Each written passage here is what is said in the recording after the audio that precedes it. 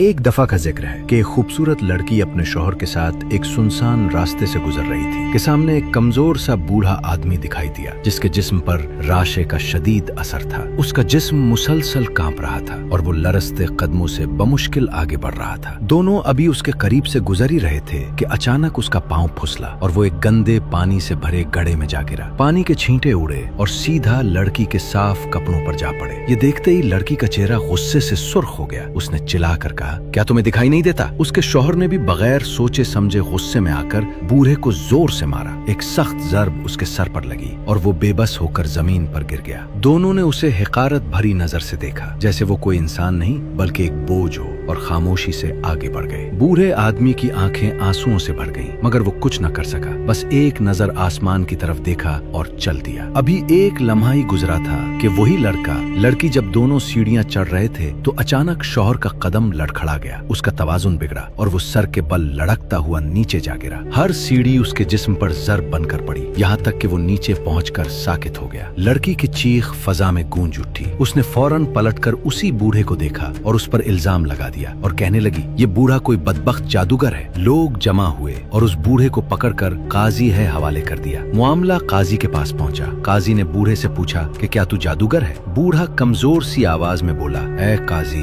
میں اپنی بیماری کی وجہ سے زمین پر گرا، مگر ان لوگوں نے میری مدد کرنے کی بجائے مجھے مارا۔ میں کچھ نہ کر سکا، بس اللہ سے کہا کہ اے رب، تو اپنی قدرت مجھے بھی دکھا دے اور اسے بھی۔ یہ سن کر قاضی نے لڑکی کی طرف دیکھا اور گہری آواز میں کہا، تمہارے شوہر کو اس بوڑھے نے نہیں مارا، بلکہ تمہارے غرور نے اسے ظلم پر اکسایا اور مظلوم کی دعا نے اسے انجام تک پہنچایا۔ یاد رکھو، مظلوم کی دعا اور اللہ کے درمیان کوئی پردہ نہیں ہوتا۔ ظلم کبھی رائے گا نہیں جاتا۔ اس دنیا میں ہر عمل کا بدلہ ہے اور آخرت میں مکمل حساب ہوگا۔ اس لیے اپنے دل کو صاف رکھو، اپنے رویوں کو انصاف سے سجاؤ، کیونکہ انسان کی اصل قدر اس کے تقوی اور عدل سے پہچانی جاتی ہے۔